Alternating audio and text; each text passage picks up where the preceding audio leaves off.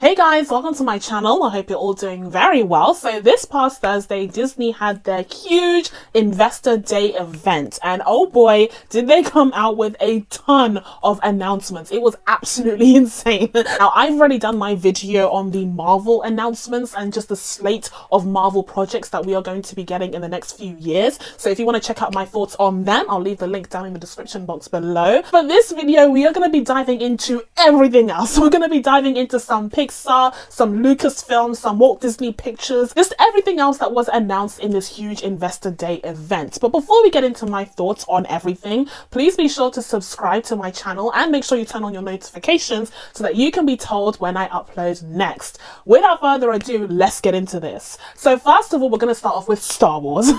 Now, I couldn't possibly make a whole video just talking about Star Wars because I don't have the knowledge. I'm not a Star Wars stan, okay? Star Wars is not really a franchise that I'm deeply invested in, although I do watch The Mandalorian and I will be posting my review for The Mandalorian season 2 at the end of next week, but still, it's not really my franchise, okay? The MCU is my franchise, so a lot of these projects that they're working on, I don't really know anything about. We're gonna try and just group them together and I'll let you know my thoughts on this slate of projects in general. So there was so much announced from the Star Wars camp, and here we have an Ahsoka TV show. Perfect, makes absolute sense, like truly just makes all the sense in the world. After the debut of Ahsoka in The Mandalorian a couple of episodes ago, I think this is just a no-brainer. Like, of course she's having her own TV show, and of course Rosario Dawson is going to knock it out of the park because she was great as this character. We're also going to be getting a Rangers of the New Republic TV series, which I think ties into Gina Carano's character in The Mandalorian. We've already seen them kind of seed that into the lore of Star Wars, so it makes sense that they're planning something down the pipeline there. Again, I have no thoughts because I don't really know much about Star Wars lore. I would say I'm less excited for this series simply because I don't like prequels. Like, The Mandalorian is a prequel, but it doesn't really focus on Star Wars stuff. It mostly just focuses on the Mandalorian and his relationship with Baby Yoda, which is absolutely adorable. And the Star Wars stuff is kind of happening in the background, but you don't have to know a ton to kind of follow along the story. I hope that's still the case for something like the Rangers of the New Republic, because otherwise I'll find it quite difficult to follow along as someone who's just a casual fan of this franchise. Next, we also have an Andor series coming up starring Diego Luna. Absolutely. We didn't really get much footage from this series. We just got Diego Luna just kind of taking us on a tour of the set and everything, looking absolutely adorable, looking so likable. Yes, Rogue One, spoiler alert for any future video I do, Rogue One is my favorite Star Wars film. There I said it.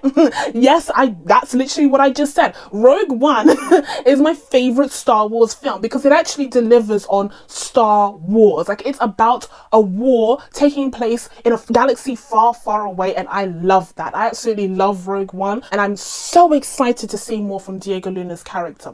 Cassian Andor, yep. Yeah, absolutely. I'm looking forward to that one. Next, we have an Obi-Wan show that was going to be featuring Hayden Christensen's Anakin Skywalker. I've seen the prequels. What do you want me to say? Everything that is ever going to be said about the prequels has already been said. What do you want me to add to the conversation? They're bad. They're terrible. They're nearly unwatchable, some of them. And the first one is passable. The next two are...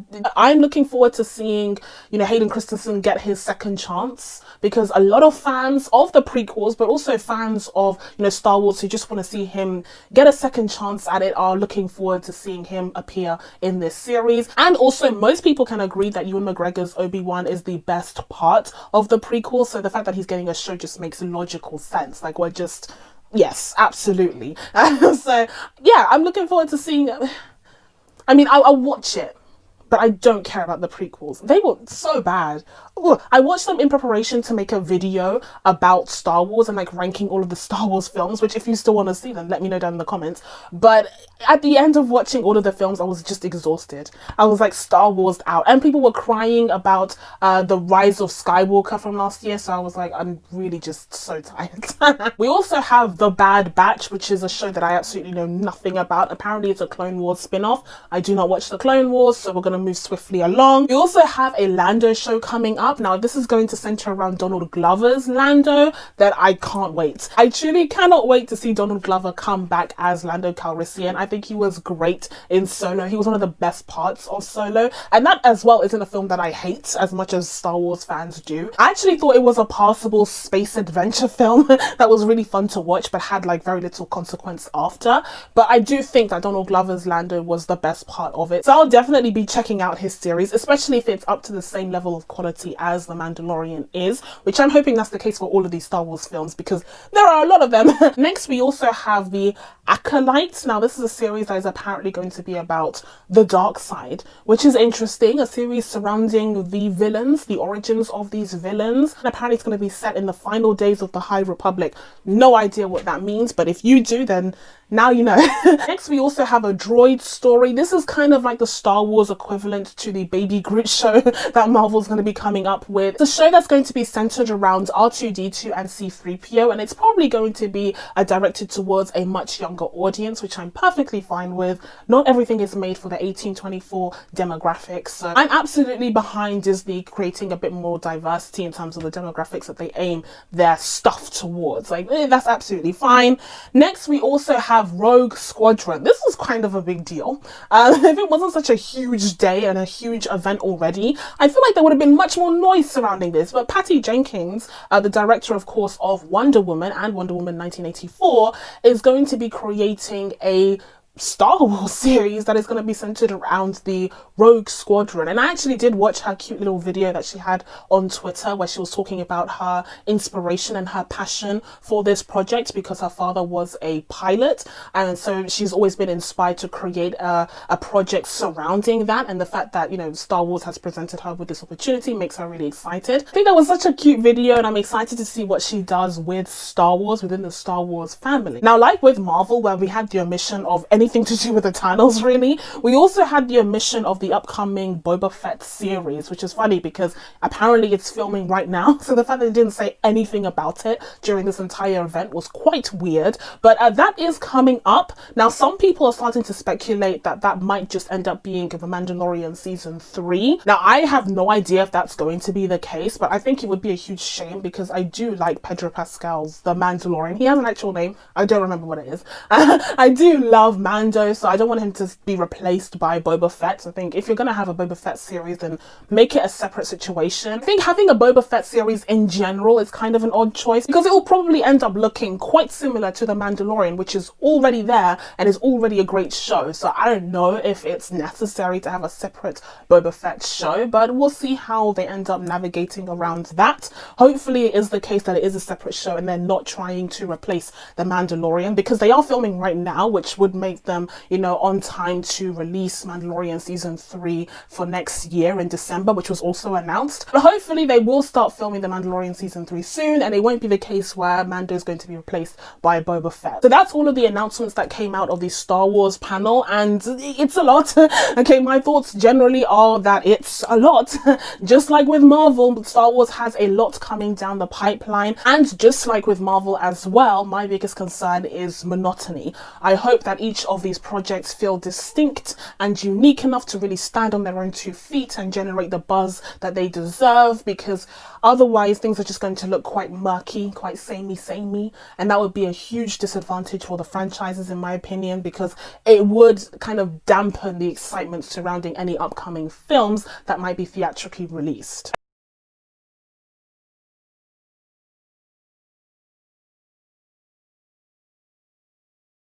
Okay, so next up we have Walt Disney Animation. They also had a few announcements in their own right, although of course the major players in Disney these days are Star Wars and Marvel, but Walt Disney Animation is still kicking. They're still up to some great things. And first of all, we had the announcement that Raya and the Last Dragon is going to be released on Disney Plus under the Premier Access banner. Now, this is a pretty shocking announcement considering the assumed failure of the Mulan Premier Access release earlier this year. I was pretty confused to see them trying to do this again with yet again another Asian property, mind you.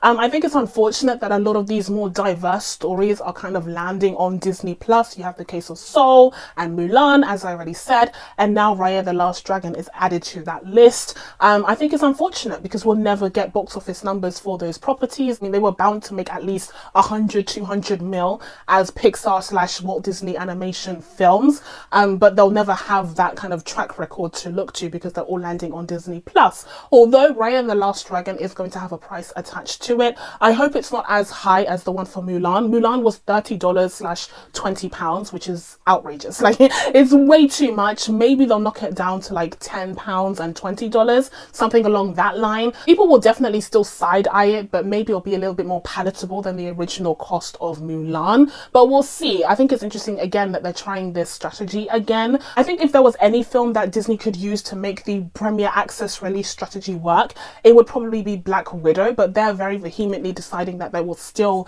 land in theaters and theaters alone in May 2021. So we'll see how Raya does. I have a feeling that it's not going to have as favorable results, even if it is a good film, simply because it doesn't have that same hype factor as a Black Widow would. Walt Disney Animation also announced a bunch of Disney Plus series, including a Baymax show. That is, of course, the character in Big Hero 6, which was a really cool Disney movie, and I really enjoyed that. I love the character of Baymax, so I'm definitely going to be checking that out. We also have Zootopia Plus, which is going to be a show that surrounds the characters of Zootopia, which is an excellent animated film. And they also announced a Moana series, which I was super surprised about, but I'm very much looking forward to. I don't know why they're not giving her a second film as opposed to a series on Disney Plus. I think she would 100% deserve a second film because that first Moana film is pretty incredible, but we'll see what they do with the series. Maybe they're trying to do a little bit more of a long form storytelling situation as opposed to just having this, 1 hour and a half film that doesn't really extend the character as much as perhaps a series could. It depends on how many episodes, and it depends on the length of episodes that we get. And lastly, the same very much applies to Tiana, who will also be getting her own Disney Plus series. Look at the smile on my face. I am so excited. I am so excited. This is what she deserves. As I said on Twitter, this is exactly what Tiana deserves. Why has it taken so long is my question. She is an incredible character. Yes, I'm biased, but I don't care. Ask anyone. Tiana is an incredible character. The Princess and the Frog is one of the most underrated animated films of all time. Truly of all time. It's certainly on Disney's slate. And the fact that she's been paid dust up until now, it just doesn't sit right with me. So this is very much earned, very much deserved. I'm looking forward to seeing more from this character. I hope the series is set after the events of the film where she's already become a princess and she's married to Prince Naveen, who, by the way, is the best Disney prince. Okay, we're not taking further questions at this time. I am so excited to see more of Princess Tiana. Oh my god, I'm so excited. I was so happy to see. Oh, you guys have no idea.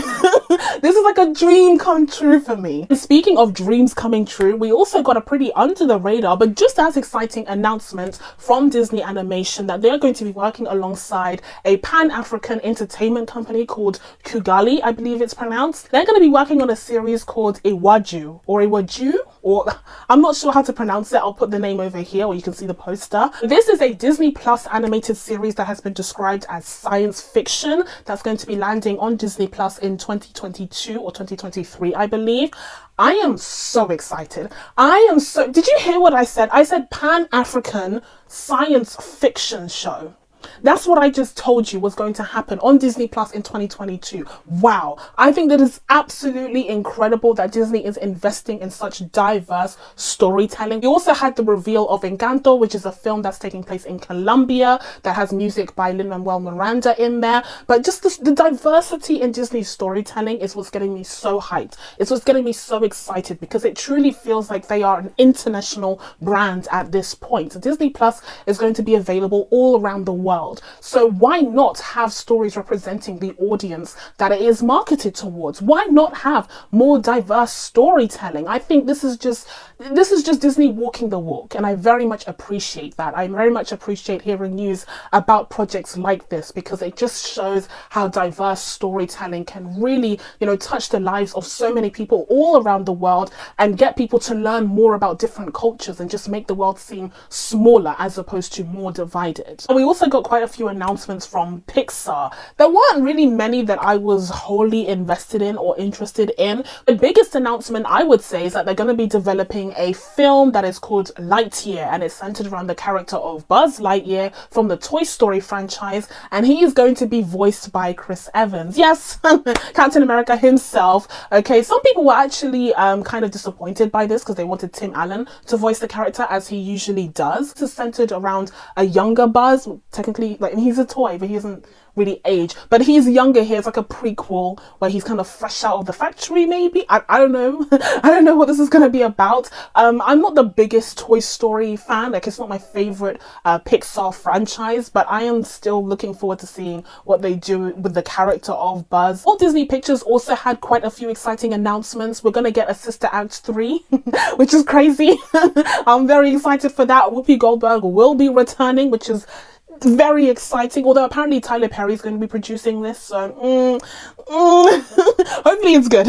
Hopefully he's kind of reined in and I don't get a Medea sequel instead. But then we're also going to be getting a Hocus Pocus 2, which was, I think, announced quite a few months ago, but that's really exciting, especially after I recommended Hocus Pocus to you guys in my Halloween video. We might be seeing a sequel coming up for a future Halloween, which is cool. And we also have a 3 Men and a Baby remake. I have no idea what the word that just came out of my mouth mean, but it's going to be starring Zac Efron, so yep, sign me up. We're also getting reboots for the very popular franchises of Diary of a Wimpy Kid and Night at the Museum. Night at the Museum has always been a cool concept to me, but I don't think the films have ever been like spectacular. They've just been really fun, and I'm interested to see what they're going to do with this new version of the franchise. But I think for the most part, Walt Disney Pictures is mostly known for their live action remakes. So we have an upcoming, Peter and Wendy film. We have Pinocchio coming along. We have The Little Mermaid. Oh my god, The Little Mermaid starring Halle Bailey is going to be incredible. If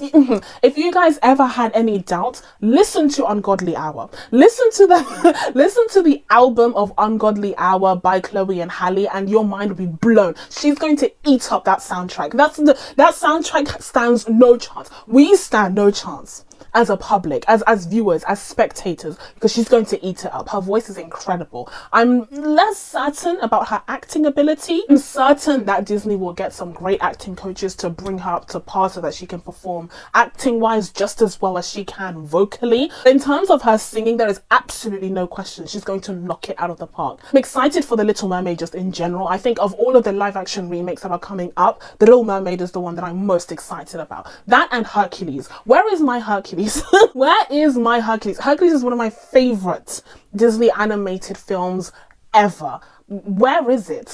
Where is my live action Hercules? Why did they get Guy Ritchie to direct a live action Aladdin, which makes no goddamn sense, when they could have gotten him to direct a live action Hercules? It just seems like common sense to me. Anyway, now that I've covered all of the exciting Disney announcements about their individual studios and what they have planned to drop on Disney Plus or for theatrical releases, I kind of just wanted to go through my thoughts on Disney Plus specifically and address the fact that they made the huge announcement that Disney Plus is going to be getting an adult section. Now, I made a whole video a few weeks ago talking about my thoughts on Disney Plus 1 year later and whether or not I feel the subscription has been worth it as of right now. And if you want to check out that video, I'll definitely link it down below in the description box. But in that video, I talk about my thoughts on Disney Plus as a whole as it stands now. And I did mention that there isn't quite enough on that platform for adults. People who aren't just there for nostalgia reasons or for new content, because there's been a lack of new content due to the whole pandemic situation. I feel like this platform very much needs something more in order to get a wider audience, although they're doing very, very well in terms of subscriber count. They're up to about 130 million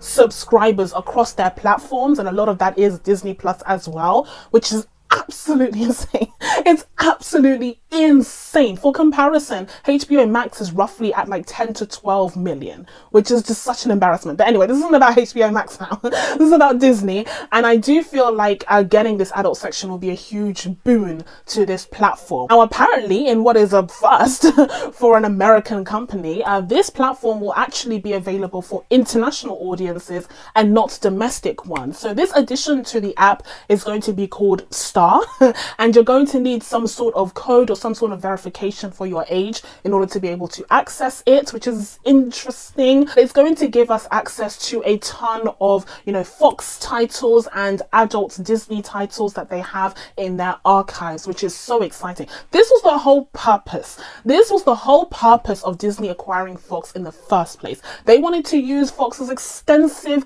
library to supplement their Disney Plus app. That was literally the name of the game, is to kind of beef up their offerings for Disney Plus in order to get more subscribers. So the fact that they're finally following through with this and allowing us to have access to Fox titles like Aliens, like the Kingsman franchise, I'm so excited. The Kingsman franchise, okay, like Logan, like Deadpool, it just makes absolute sense to me. So I'm glad to see that they're finally following through with this. This will be available in February of 2021, which is right around the corner. That is spectacular. I believe they announced that this is going to be available for audiences in Canada, in Europe, and in Asia. In Latin America, they have a different situation where the Star app will be available separately, so you'll have to pay for that separately, as well as the Disney Plus app. And speaking of price, it does seem to be the case that Disney Plus will be increasing in price to make up for the huge influx of additional content that will be landing on their platform as a result of this